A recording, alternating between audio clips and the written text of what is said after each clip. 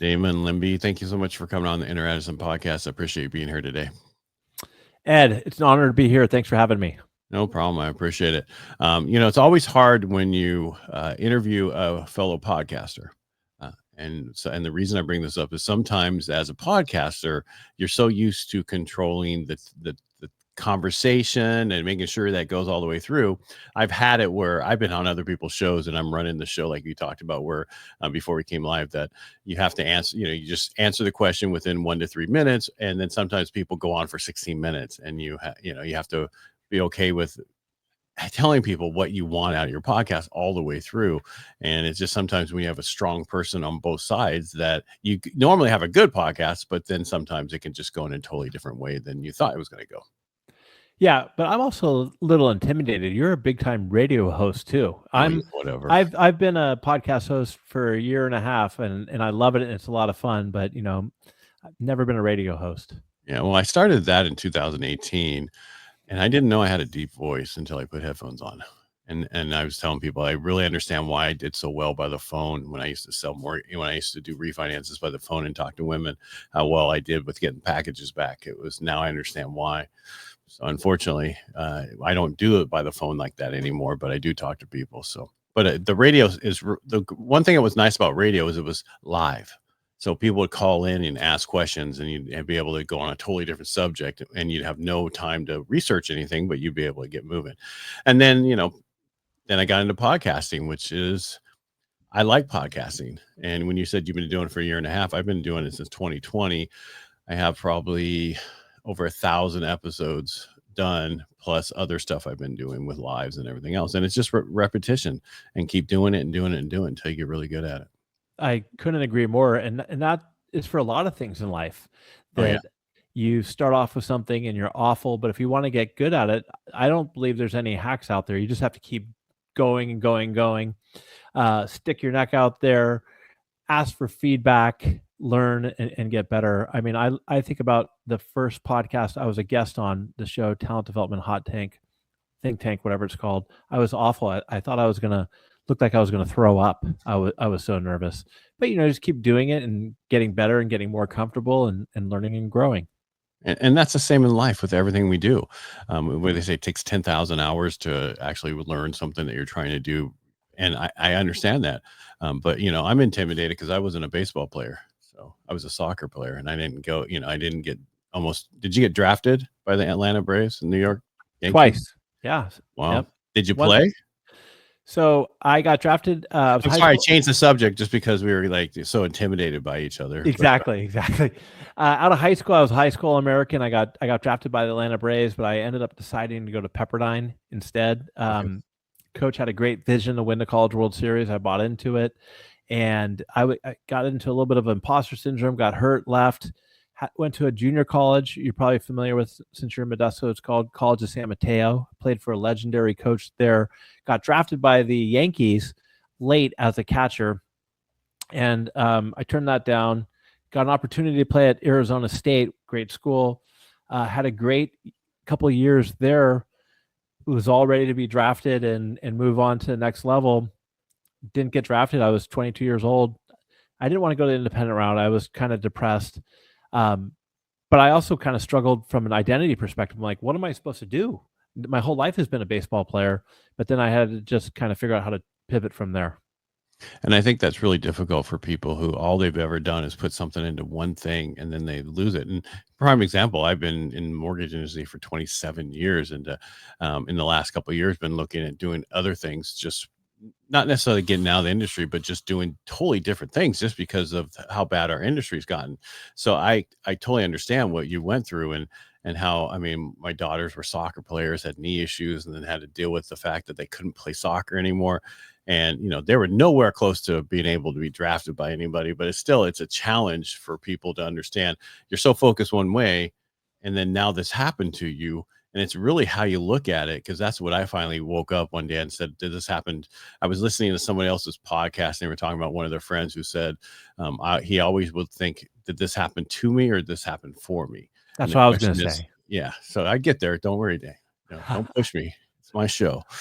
So how did you finally get there?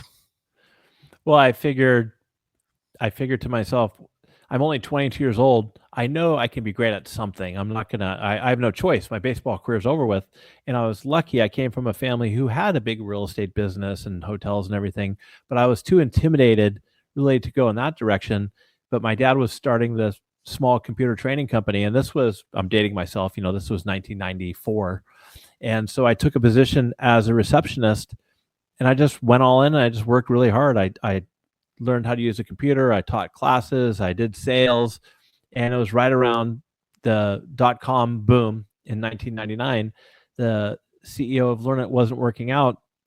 I threw my hat in the ring. I said, "Hey, look, I've taught classes. I've closed some of our biggest deals. Give me a shot." And they gave me a shot, and I've been running Learnit ever since. And you were talking about the 90s. First thing that popped in my mind, 486s. That's right. DOS. Yeah. Floppy disks. All Windows 3.1, all the internet when it first started. Huge hard drives of 10 megabytes. Yeah. Which your camera cards are, 512 gigs. I just put one in the other day when I was taking pictures out of Firewalk. It's like the thing, and I actually so I had a laptop that the drive went out. It wasn't older. It was only a year old, but it was outside the warranty. And the guy's like, "You're going to have to replace the hard drive." I'm like, "How much is that?" He goes, $139. I'm like, "Oh, really? Okay." You're talking to somebody who paid some ridiculous amount of money for my first 10 megabytes, 40 megabytes, or how expensive was your first 52-inch TV? Totally. Yeah, it's funny how kids are like, "Oh, it's $139. Oh, so what? Can you put 2 in?" Yeah. That was 2 terabytes. It's crazy. I mean, I remember one of the first classes we ever taught was Necessary Net. For $25, you got a sandwich from Specialty Catering and a floppy disk, for AOL, and it would kind of ramp up, and the internet would pop up on the big screen, and people would be like, "Oh my God, this is unbelievable!" And you type something in, it would take 2 minutes for it to show up.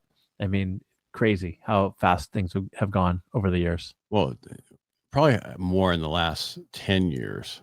I would say that because for a while there, we would double every 10 years, every 20, and then it got to a point where now we're doubling every 5 years, and then every 2 years, and every 6 months, and then it changes a lot. I'm sure your business has changed drastically from what you started to today, or, when you took over as CEO.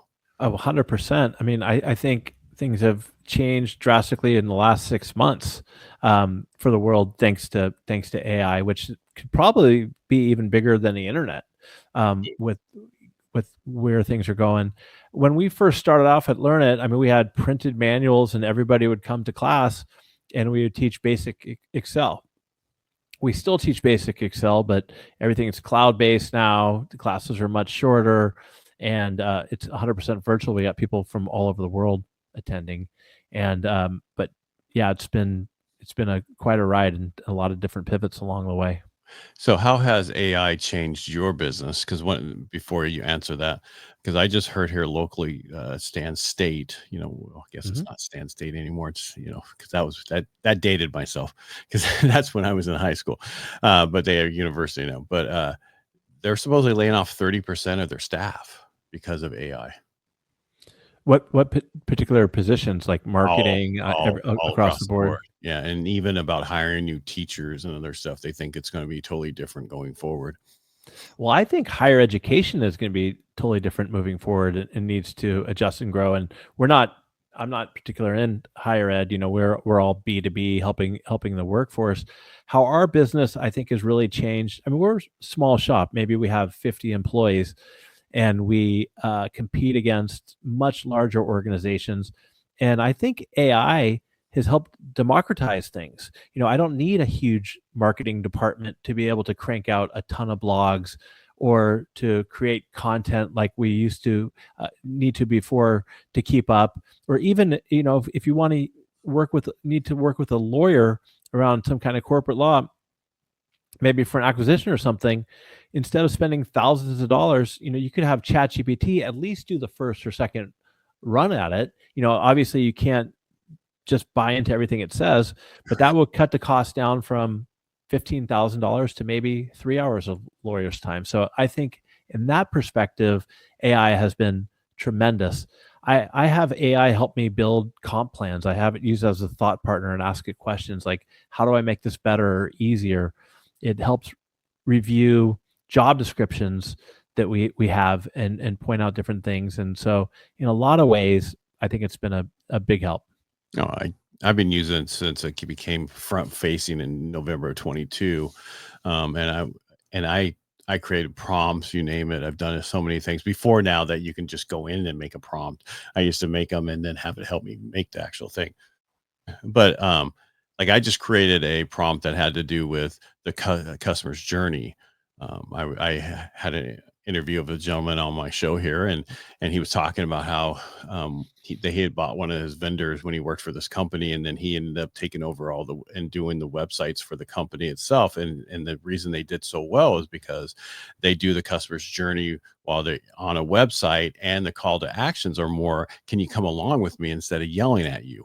And that was a really good episode. I cut that up and I dropped into ChatGPT, had it help me write a prompt, and I've had it used across everything.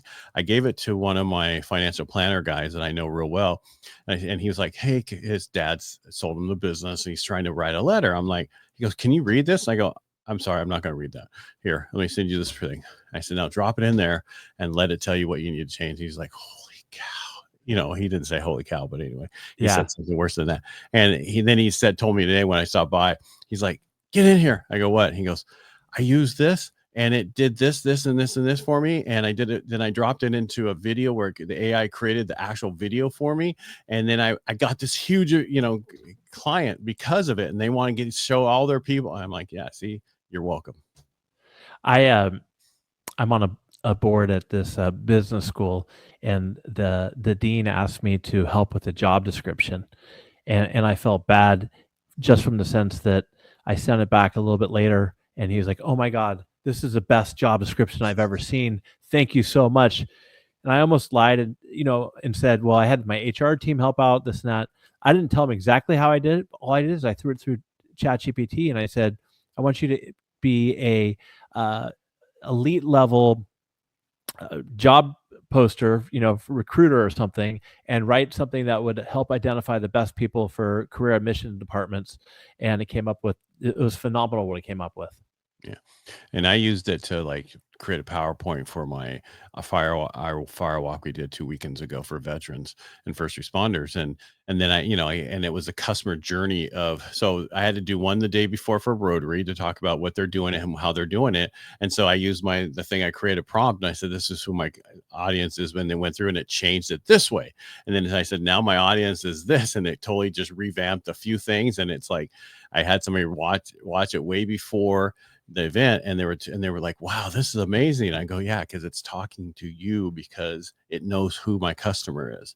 Most of the time our stuff is so heavy on us that we're not really focused on who our client is, which everybody calls avatar today. I still call it my perfect client because I'm old school.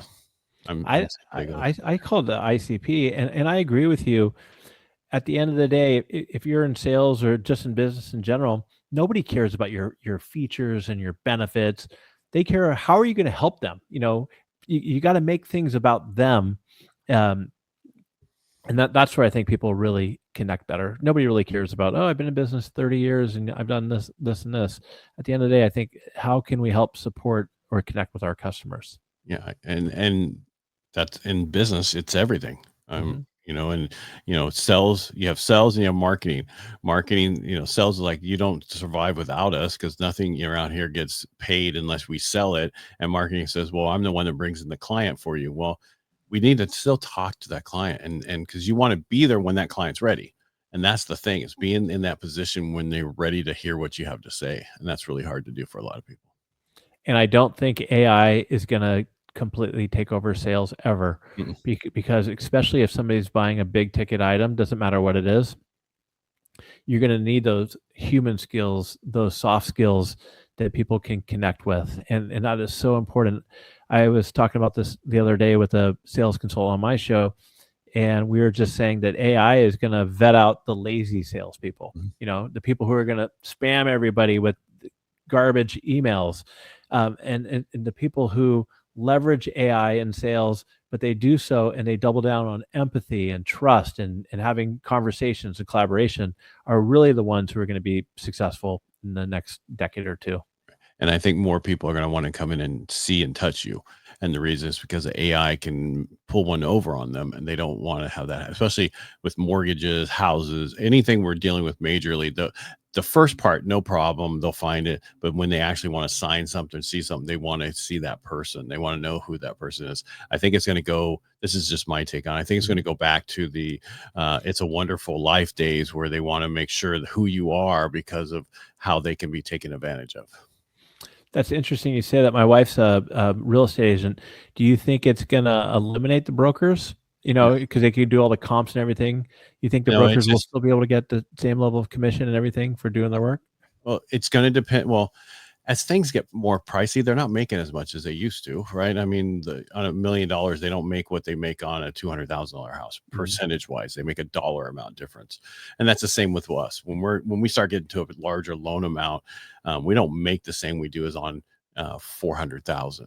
So I'd rather do $2,400,000 loans than $3 million loans.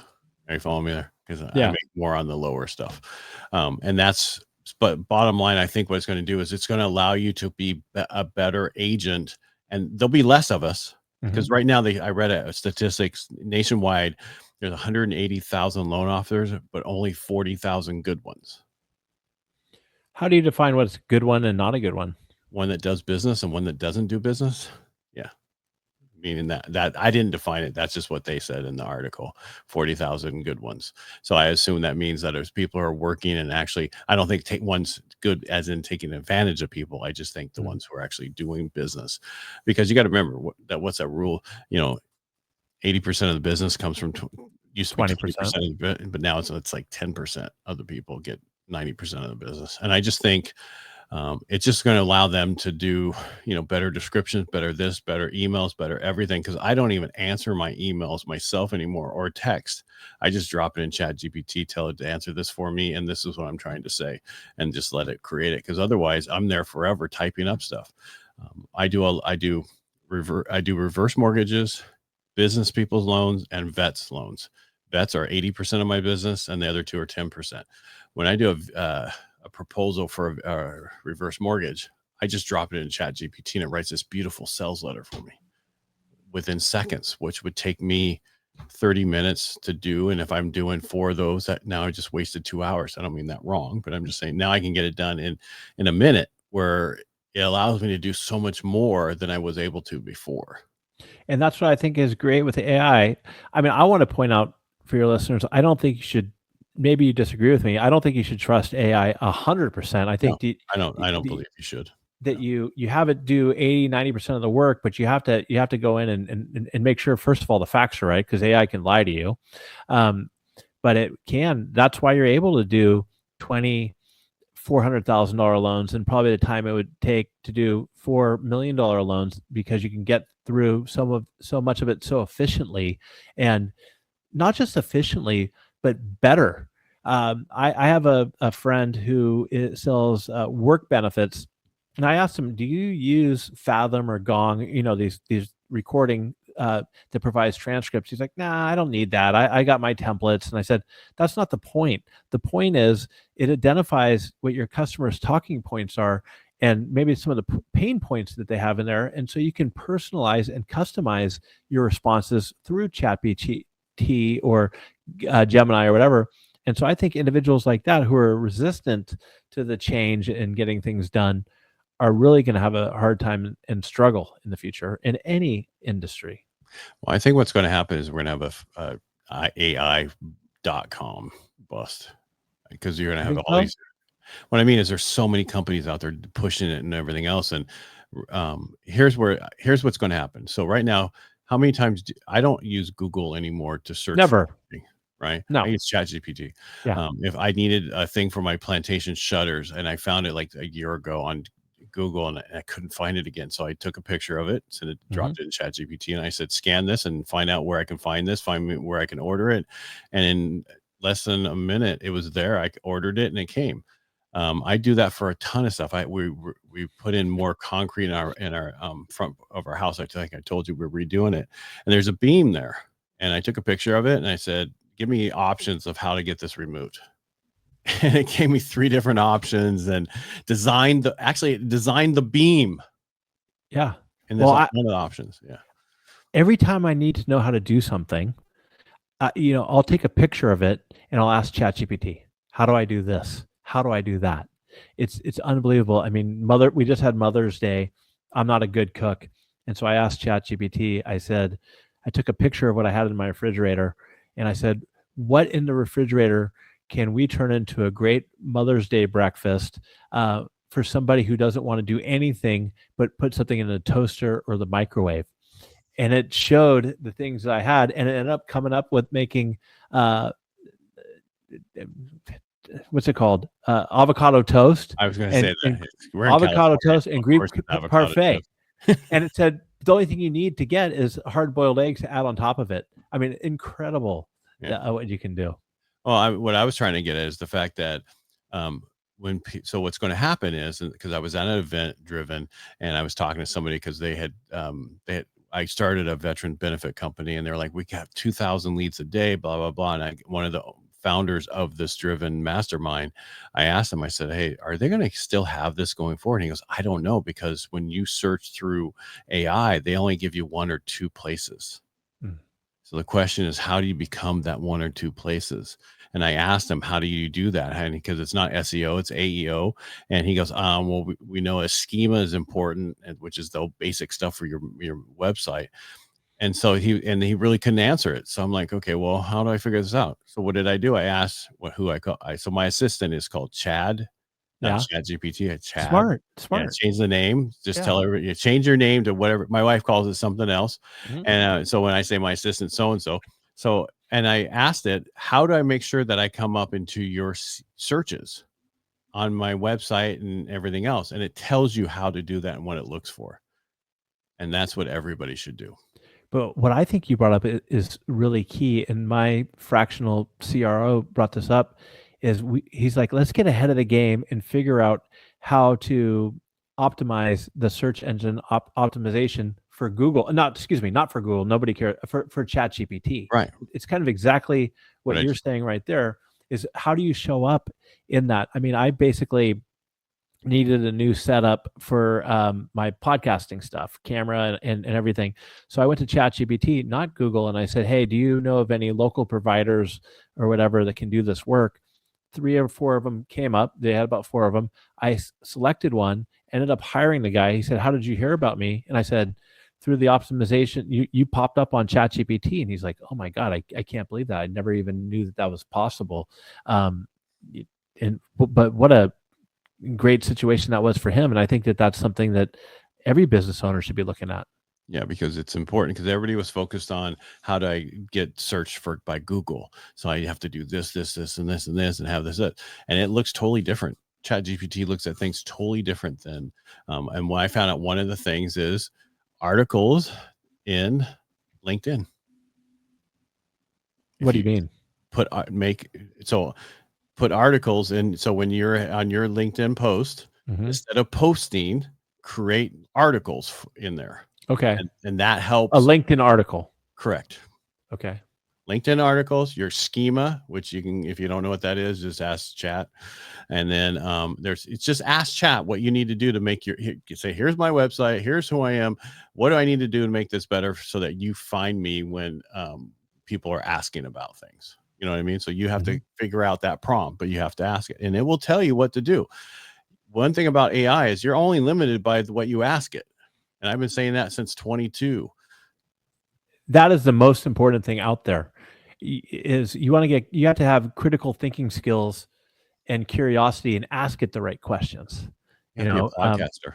Yeah, you got to be a podcaster. I mean, anytime I come up with a landing page now, somebody builds a landing page, I take a picture of the landing page, I throw it in, I ask a couple questions, and it gives feedback on how to improve the UX experience on a landing page.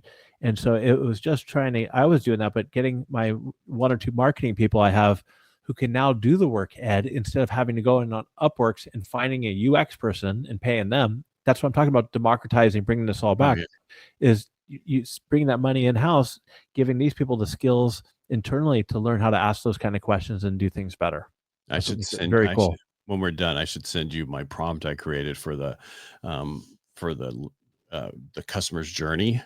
Send it to me, please. Because I does that. So I had it look at my website. I created two different mortgage websites because I was doing some stuff, and it was like, okay, well, you need to, your customers, this is their journey. It goes through all this. Now it's not 100% because it's still AI. Sometimes they'll go and tell you one thing, but then you just say, please analyze it and let me know how to make it better. If it doesn't finalize it, it's AI. It has its issues. And I don't have on this one. I normally have a confidential thing in this one, in most of my prompts that say you can't repeat it or you can't take the information. I don't care on this. I just think it's so important that you need to talk to people, because that was like that guy. I sent it to that one kid and it changed everything. I actually dropped everything into it now that I'm doing. All my funnels, all my landing pages, everything I'm creating, it helps create everything for that page ahead of time. So I can just drop it into Google Docs, send it to my VA pod, and have them create it. I mean, if you're not already, you should spin up a little side business for that. Do you use? So there's so many things. Can I just, before you finish? Go ahead. So a friend of mine's been hounding me forever because I have all these ideas, and he told me about this VA pod. It's called Level 9 Virtual. So if you need VAs, virtual assistants, Level 9 Virtual, what they do is they have full-time, they have part-time, but they have this pod. They have a 20-hour pod and a 40-hour pod. And what it is you have a project manager, and what do you need? I need a landing page created. They go to their VA that they have for that. I need copywriter. I have that person over here. I need this. They have all those different things. You need a WordPress site done. That's over here. That's Go High Level website. That's over. They have it so you don't have to worry about it. You just, whatever you need, just send to them. Does it work though? I had a VA company like that too. Exactly. You had a project manager. You're paying for either 20 or 40 hours a week, and that, on paper you throw it whatever it is you want in there. I mean, I just didn't have a good experience with it. But that was about 6 months ago. Does this one work? Different? Yeah. Because so a friend of mine's been using. So he started with Go High Level, I assume. Okay. He started with them. His number of his code for his business, for his Go High Level, is 9. So that was 2019 when they first really came out. And then this pod thing was created from people in there in the beginning of Go High Level, and it actually works. It works for me amazing. I just had it redo my letterhead, because when I do a pre-approval, I used to have this amazing letterhead. Well, I've been changing stuff, and I want to focus more on me, because it's not about the business, it's about me. But I also needed a bunch of other stuff, and it just, first one wasn't perfect. I'm like, let's just make this changes. Boom, slam, perfect. I had Operation Firewalk 2 weekends ago, and I needed a whole landing page for all the different things we're doing, and I sent over what I wanted. They created it afterwards. Yeah, you had to make some different changes, but I'd say 8 times out of 10, they knock it out of the park. And there's those 2 times that you have to tell them to do something totally different. But again, it has to do with how are you telling them what to do. So what do when I create this stuff? I ask it to help me write an SOP for my VA so that they know what I want to be done. Yeah, no, I'm with you on that. And I think it's really important for everybody out there to figure out that you gotta start somewhere with it, because if you're not, because you could be listening to guys like us and say, well, where do I even start with this? I mean, my recommendation is just start with some simple tasks. I mean, even just do voice activation on your phone when you're walking around, and just start, taking brainstorming and throwing it into ChatGPT, and it will organize all your thoughts and notes for you. Yep. Simple things like that. So how I did that for my Firewalk, I told Chat I was creating an after action report, and I'm just going to be dropping a lot of stuff in here. And then at the end, I want you to put it all together for me. And that's what I did. I just recorded constantly and then hit the thing to save it in there. And then I kept doing it. Don't you think it's always important to add a persona though, as well? Like, I want you to be elite level mortgage broker or elite level marketer, or do you just leave out the persona part and just tell it what to do? I've been using it for almost 3 years. I wrote a book, Financial Freedom, Financial freedom. Building personal wealth through home ownership. I dropped my book in there and I said, scan my book, Mm-hmm. learn who I am, learn how my voice, and I want everything done in my voice that you do for me. And that's so it does. But it knows so much about me that it knows what I want now. I would say in the beginning, I would give it personas like you are the whatever marketing director, blah, blah, blah, and I want you to do this, or you have a PhD in this and whatever that is. But again, it depends on, I use prompts so much that I've already done that. So I have about 25 different prompts. I even have it for my podcast where, so I do a daily show podcast Monday through Friday at 8:30 about the real estate and finance, what's going on in the day. It's for loan officers and real estate agents pretty much locally. It's actually 1% of the top daily podcasts in the world right now. I'm not throwing out to brag, but what happened was I would spend 2 hours in the morning. You should brag. I would spend 2 hours in the morning going through different websites, different things to see what to talk about. Well, now I created a prompt. I drop in one little thing. I drop in a couple articles. I just the line at the top. I can't even think of address. Dropped in the addresses for the article. It sent and it writes my morning show for me. That way I can just go, this is what we're doing, this, and just go through it, and I can have it right here, and it's there with my co-host is on the other side, and I can read my part. You don't know I'm reading it, and it just saves me 2 hours. But again, absolutely. I think you have to create prompts, and what's nice about it now compared to how when I started 6 months, 8 months ago, it didn't tell you how to create a prompt. Now you go prompt, and it asks you, what do you want to do? What are you trying to accomplish? And now the prompts also go, okay, do you want to do this, this, this, and this also with this prompt? Sure. What the heck? It's totally different now. And so to what you were saying about what someone should do, just get the free account and just start messing with it. Yeah, no, I agree. I actually use ChatGPT almost pretty religiously after I get done with a podcast. I throw it through ChatGPT and I have it analyze my performance as a host and give suggestions, because it's a great feedback tool, and it says, this is a better way to ask the questions, or you layered this, and it's just kind of fun. And then it compares you to how you did on other episodes to see if, where you're doing well or where you're struggling. I mean, it's about asking questions, but using it as a thought partner instead of just a tool all the time. Yeah, well, I use it so much. So with the podcast and other stuff I did, so I had to create some T-shirts and stuff for the Operation Firewalk. So I actually started using ChatGPT to create I created the logo for Operation Firewalk. I started creating T-shirts that I could sell with Operation Firewalk. Now I've actually taken it to where I can do my Inner Edison T-shirts, my Helping the Brave T-shirts, all these different things.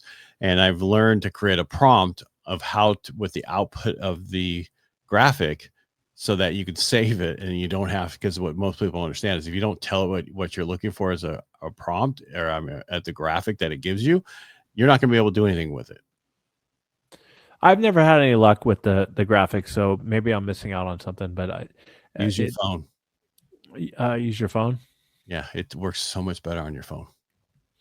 Well, one thing I found too, I think, see what you think about this, is most of the work I do on ChatGPT is voice driven and instead of typing. And I don't know, what I've heard is that when you speak to it instead of typing, it gets more of your actual real tone about and gets to know you better that way, and helps your like emails and your responses sounding more like you than typing it out. Plus it's quicker. Well, it's quicker, I'll tell you that. And the other problem is not problem, but when you're talking, you don't care about you're free flowing, which you're supposed to do when you write. But when we type or write, we worry about how we write. Exactly. When we talk, we just talk, and that makes it so much better.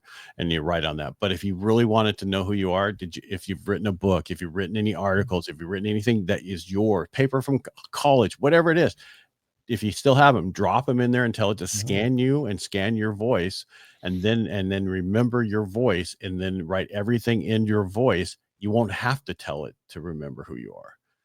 No, I agree. I mean, I've written a couple of books, and I take all the transcripts from the podcast I was a guest on. I throw them all into ChatGPT in a GPT, the custom GPT I have built, and a lot of times I'll even ask, like, if I'm going to write another book, what are some suggestions, or what are some topics, or if a podcast host asks me specific topics, I'll take the about section from their show, and I'll send it and say, hey, based off what I've talked about in the past, where could I be a home run for this host, to align my knowledge base to make it the best experience possible. So there's so many different cool things you can do. I didn't know we were going to talk about ChatGPT today. Neither did I. I'm not. I'm not complaining, but this is supposed to be about you. I don't care. And this is fun. I doing this. It goes back to learning, which, a lot of the things I do is. I mean, I'm hopeful that the audience will get stuff out of this, but you could learn so much from just hearing what other people have to say, how they're using the tools, what's working, what's not working. Well, and I do another podcast called Aces 53, which had to do when I was in college. Attitude, commitment, enthusiasm, and smile. Aces. That was an acronym my instructor said, and then the 53 is the first card in the deck, which is a joker. So he told me to remember 4 aces and a joker, and that was the acronym. And then joker is that unique ability you have that you bring to the table. Well, I created a podcast out of it, and it's doing pretty well. And Brian and I were talking about what he was at an event. He goes, Ed, I cannot believe how many people don't understand about Opus Clips, don't understand about Cast Magic, don't understand about the basic stuff that we used to talk about 2 years ago. Now all of a sudden people are, what's that? And so one thing, somebody I know that passed away, what he would do is he would create a YouTube channel, YouTube about, this is how I use Cast Magic 2024 or Cast Magic 2025. And he would, whatever it was, and he would be $3,000 a month off of different videos just from that, people watching and being able to get the affiliate links from those. Yeah, no, it's pretty amazing. I mean, I think podcast guest, if somebody's getting into podcasting, because it's all about personal brand these days anyways. I think you have to have a personal brand, regardless if you think you're a thought leader or not. You have your own perspective and your own point of view. You go on as a guest on podcast, like sign up for Podmatch, and some you can get on. I think every episode you do, you can recreate, repurpose, and have 10 pieces of content that you could put out there. From reels using Opus One, carousels, quote cards, blogs. I mean, putting in an hour on a podcast, you can turn that into 10 posts. Easy. Oh, easy. And then you could have a VA actually use your stuff that you just paid for very cheap and do a ton more for you, because they can use your stuff much faster with AI, and then make some little skews to it, so you're not actually doing it yourself. So much that's as important. I just created a course called. So I created Pod Veteran because I'm a veteran of this industry, but I'm also a veteran. And it's a course on how to do podcasting, because I've been asked so many times by people, how do I get started? How do I do this? What equipment do I need? Or if I'm on with somebody before you, the lady that I was on with, I'm like, I hear an echo. Where's your computer at? And she's like, well, I usually use my mic, but last time I plugged it in, nobody could hear me. I'm like, okay, well, that's because you didn't connect it with the system and connect it through StreamYard, 2 separate entities that you have to tell it that it's there. She did that, and you could hear it perfectly. So, oh my God, thank you so much. And that's what we run into all the time when we're podcast hosts, is we're helping people, but we also need people to understand, hey, if you're going to be a guest, if you're going to be certain, there's basic stuff you need to have. And one of the most important thing is upload speed and a good microphone. Well, you have a great microphone and only have 26 upload speed, and it doesn't really matter. So I don't know if you know that, but I run into it all the time, because a lot of people have a cable, and they're like, I have 900 download. Yeah, that's great, but it's the upload that matters when you do video. Interesting. Yeah. So but you can get ATR whatever 1,000, I forget what it is now, 2,500 for on Amazon for less than $99 for it. And it's a USB microphone that's really amazing for that price. That was the first one I used.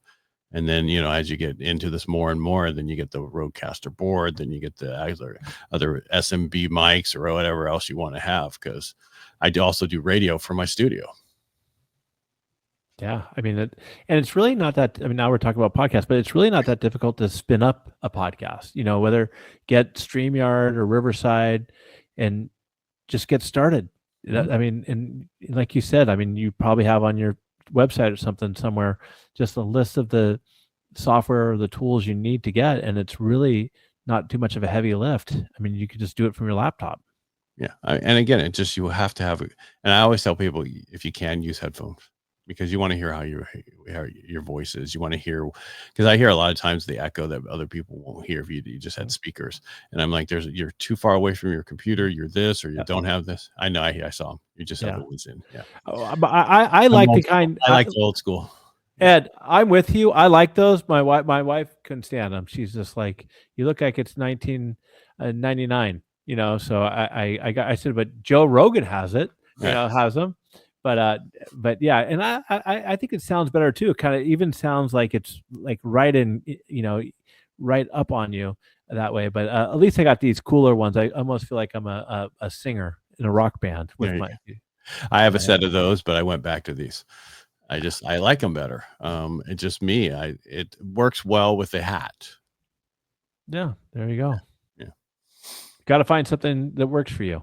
That's right, because the baldness just doesn't work with the headphones. All right, we talked everything about it. So with your company, Learnit, right? What do you teach now? I mean, because you started with computers. Are you still just doing that? Or are you totally into AI now too? Or you have courses like that? Since we've been talking about AI and podcasting, do you have those type of things? Well, we do have courses on AI, and I could tell you what we teach, but what I say is customers usually turn to us when they're looking to onboard new managers, or they have employees who have a hard time speaking up and having difficult conversations. Essentially, we focus most of our teaching on soft skills, collaboration, communication, how to be a better leader. That's where things have really pivoted to. And I think it's going to be more important than ever in the future, like we spoke about, because a lot of the classes, Excel, even Copilot, PowerPoint, a lot of that stuff's going to be able to be done for you, Python. And that used to be the majority of our business. We still do mostly live virtual classes. 85% of it's live, 15% is in person. We got a big YouTube channel. Most of our stuff's up there for free. We got about 900,000 followers on YouTube, which is pretty cool. But yeah, that's where that's pivoted to. And for the AI stuff that we do, it's usually how to get an organization to adopt AI and the change management that's involved, because kind of the stuff we're talking about where some people are resistant when they shouldn't be. And we're having our 30th anniversary. Hey, Ed, you live in Modesto. June 18th, I'm not even kidding. You should come to our anniversary party. Send me an invite. I'll come. I will.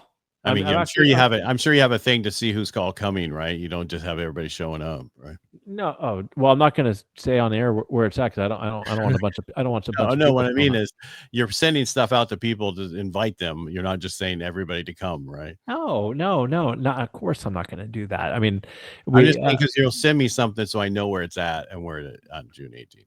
You're going to get one of those fancy invites. Good. Yeah, perfect. But before we go, we were talking about soft skills. You talked about. And I think it's so important, because I run into this all the time where people will send an email, but they won't pick up the phone. They won't make a phone call. And I read something where somebody was starting classes on how to teach. I don't want to say millennials, because that's not the right one, but there's a range from 22 to 20 to 30 who have no idea how to do phone conversations, who don't know how to pick up the phone, make phone. And this is not trying to be rude, but phone calls, how to talk on the phone, etiquette, how to look people in the eyes when they're talking to them. The city had me come down for interviews. I always have business people show up for the interviews extra. And there was probably 8 out of the 10 interviewees would not look at you while they were talking. Yeah, I mean, we have classes on executive presence. It's pretty much, show up on time, look presentable. And I'm not going to pick on Gen Z and millennials, but I wasn't trying to pick on, but I'm just saying there's people who need that. Yeah. But what I'm saying is, I don't do very many keynotes, but when I do, a lot of the times when the first thing people come up to me when I get done, they say is how do we learn to better communicate with the younger generations because they're stuck in their phone all the time. And I said, well, first of all, they do bring a lot of good things to the table. I mean, like they're much stronger in technology than people like me in their 50s. But yeah, it is a challenge. It is a challenge. It's a totally different way of communicating. And hands down, if you're a poor communicator, I think you're going to have a hard time becoming a great leader. I just really think you're going to get a hard time people connecting and trusting and believing in you. So you have to be able to know how to look people in the eyes, have conversations, answer the phone if somebody calls you. It's okay to text, but you pick up the phone and make phone calls. So those are all skills that are pretty much going to keep learning in business for quite a while, I believe, because the younger generations are coming up in a much different environment. Yeah, and you're talking about they have a lot of them have computer skills, but a lot of them don't. They have Xbox skills, and I'm going to talk to you about my kids. All right, 22 to 30, and mine are 3 and 7. We're probably the same age. Yeah, well, I started earlier. And plus I married my wife and adopted her 3 kids. So I got 3 extra all of a sudden, and they're my kids because I adopted them. But like Blake, he's in the Army, right? Yeah. He's amazing on certain for his service. Computers. No, but Xbox, those kind of things, phone, great. But to know actually how to use computers and all that and actually type Word and all those things, I guarantee he has no idea. Sydney, is this probably the same way? She's 26, and then Roche is like 28, and I guarantee you none of them have the computer skills that you and I have from being around it forever. We started with nothing and then learned a lot. You're we right. might not know how to program. Well, guess what? You don't need to know how to do today is program anymore, because you can do live programming with ChatGPT. Yep, you're right. I interviewed this guy on my show the other day, the founder of a company called DataGrid, and brilliant guy. And he said that they've completely shifted their approach to hiring for developers. They don't even hire developers anymore. They hire people again who know how to ask the right questions and oversee, because a lot of that programming and coding is going to go away. Yeah, because it's going to be and yeah, it's totally, because I know somebody who took ChatGPT and API, and they have a totally different virtual assistant company where they only do full-time hires. And they were getting so many people in, they needed to connect them all. And because when they first were doing 10 to 20, no big deal, they could figure out who could go to what. They started getting hundreds of 20s and 200, and they're like, how do I get? And they had a VA right through ChatGPT and API, and they created this whole program inside of it so that they mesh. And I was like, wow, because I need that for my new benefits company. So it's just so much is changing, and it's going to be so much better. But with better comes other things. And it goes back to the fur traders and the trappers. All of a sudden we didn't need them anymore, but we still were here. Other people came in, other industries came in, and that's what you're just going to be better at things because of it. Absolutely. And yes, there will be a lot of job losses. But through all the other industrial revolutions, more other jobs came out of it. And I really believe that the people who understand how to leverage ChatGPT and other tools are going to really set themselves apart, because maybe surprising to us because we're in California or whatever, but there are a lot of people in the world who aren't even leveraging AI tools at all yet. So they're still a differentiator for everybody who gets out there and starts using them. Well, one last thing. So I went back to get my benefits through the VA, which is not easy to do. Well, I was interviewing on my Helping the Brave podcast. I interviewed this ranger who, that's what he does. He helped some people do it, and then now he has a company. And I'm going through his program, and I'm like, okay, you could do this, and this, and you can make it better, and blah, blah, blah. And they're out of Louisiana. They're like, we're fine. We don't need it. I'm like, there's millions of us who need this help.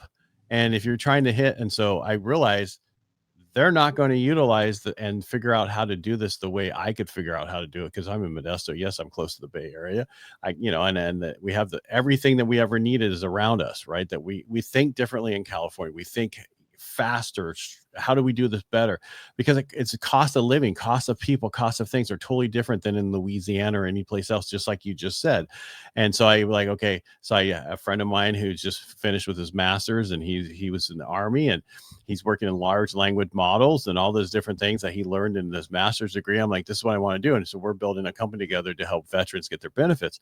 Our goal is to create a large language model that you tell it what your job was when you were in, and it tells you all the issues, that it's asked you the questions that you need to know that could be potentially for your benefits. And then it help you write your DBQ, and you don't have to, and then you get your benefits, in which now somebody takes 30% of, or $5,000 or 7,500 of your first check, where nobody will take anything. And that is using the tools and what's available for the good. You know what I mean? Mm-hmm. Well, it's makes it better. In fact, and like you said, there's people who have no idea what we're doing, or that are there, and we think because we do it that everybody does it. But you probably learned that's not the case. Yeah, I was talking to some people about courses, and they're like, the lowest level sells the best. Always, it always does. The beginner course always sells the best. People drop off, and that's like with us at Learnit. You know, even if with Excel, our first level of Excel still is almost 2-to-1 intermediate and advanced. Wow. Because people just need the basic to get started, right? And there's a lot of people out there. Yes, there are. There's a lot. There, just in California alone, there's 40 million people. Incredible. Yeah. And then people ask me if I'm licensed in every state. I go, why? 1 out of every 7 mortgages are done in California. So why do I need other states? Even though I have license in other states, but it's, anyway. Smart to Damon, thank you for being on here today. This has been fun. Hey, Ed, this has been fun. And I'm glad you're going to come to my my 30th anniversary party too. So thank you, buddy.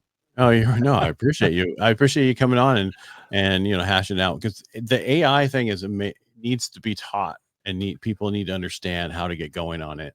And I think we just assumed everybody's using it.